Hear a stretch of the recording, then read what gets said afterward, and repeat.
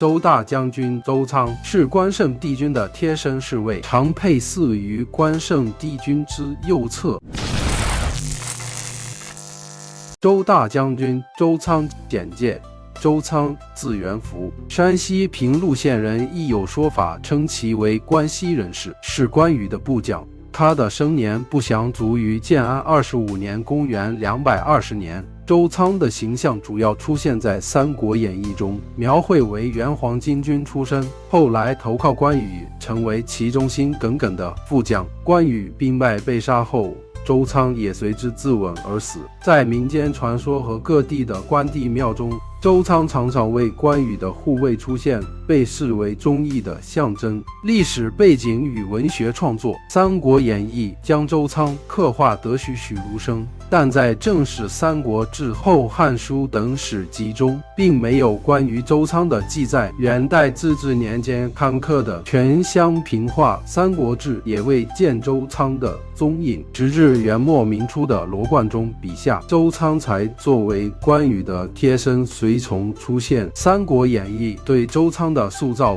使其成为了关羽身边的重要角色。关于周仓的故事与传说，周仓在《三国演义》中被描绘为力大无穷、忠勇过人的人物。他原为黄巾军张宝的部将，张宝死后，周仓和裴元少率部校据山林，后投靠关羽，成为其护卫。关羽单刀赴会时，周仓提刀相伴，成就了单刀赴会的佳话。后来关羽水淹七军时，周仓又生情为军旁得。然而关羽被孙权斩首后，周仓在麦城自刎，以忠义一生。民间故事与形象，在民间传说中，周仓的形象更加丰富多彩。他被描述为性情豪放、待人赤诚、办事果断的人物。此外，周仓还被描绘成一位憨厚、可爱、力大无穷的英雄。这些故事增加了周仓形象的生动性和亲切感。根据记载，周仓出身贫贱，性情豪放，办事果断，待人赤诚，忠心不二。早年他因生活所迫，经常在解州一带挑贩私盐，从而练就了一双铁脚板和2条飞毛腿，并拥有一身好武艺。关于周仓为什么给关羽扛刀，这里有一个传说。话说周仓在卧牛山前被关羽救了之后，就铁心要跟随关羽共事。关羽见周仓虽然性格粗鲁、头脑简单，但力气非凡，便吩咐周仓给他扛青龙偃月刀。周仓表面上答应了，但心里却很不服气，经常闹情绪。有一天，关羽被朋友邀请去吃酒，路上当然是周仓扛刀时。他们到达时，主人家还没有准备好酒菜，只好在客厅里闲坐。关羽早已察觉到周仓的不满情绪，决定设计驯服他，让他心悦诚服地给自己扛刀。关羽环顾四周，看到前院有一群鸡在觅食嬉戏，立刻想好了一个计策。他对周仓说：“我见你给我扛刀，面露不悦之色，今天我们比试一下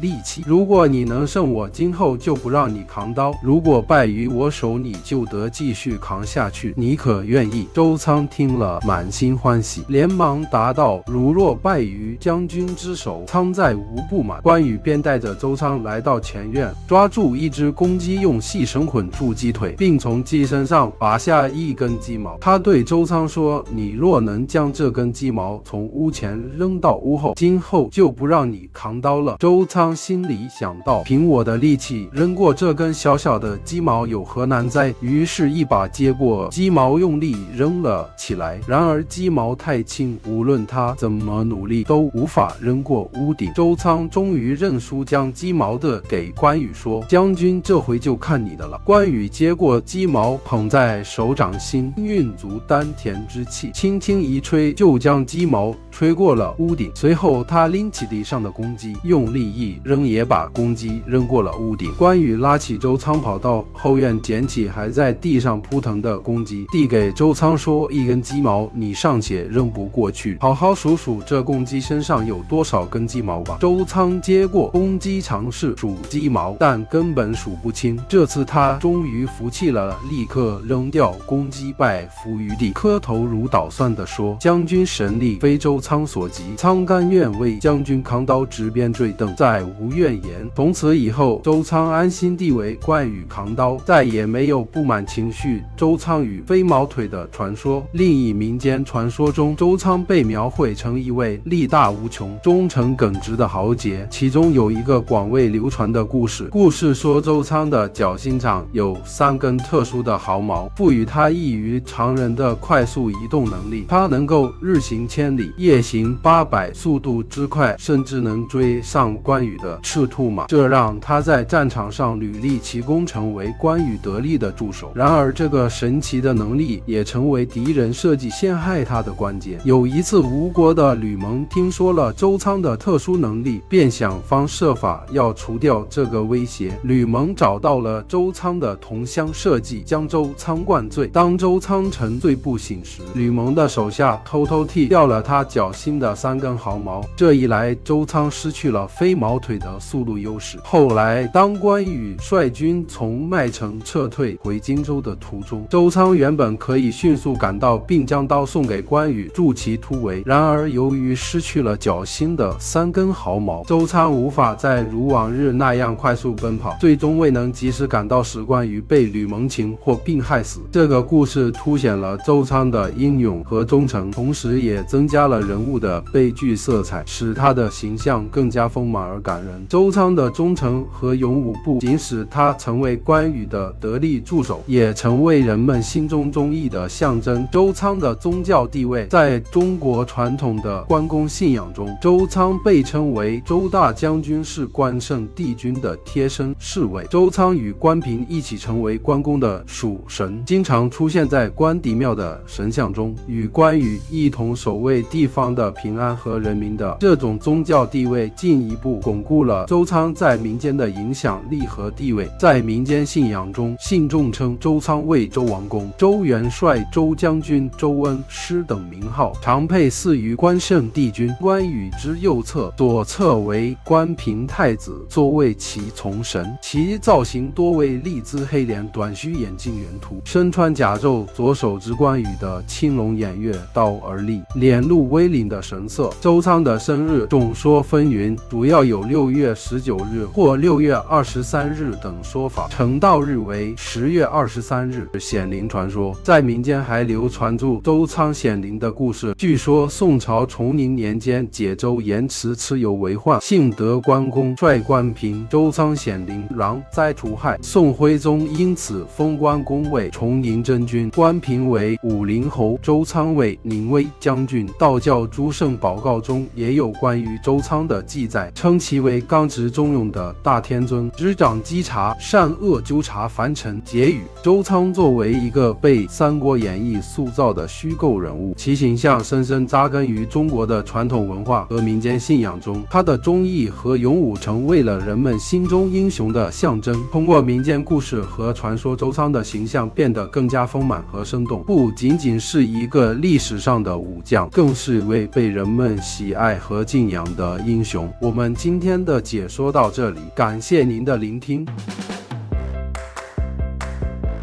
非常感谢您的观赏，喜欢我们的影片，欢迎开启好运4重奏，点赞、分享、订阅以及开启提醒小铃铛。感谢您的观赏，我们下次再见。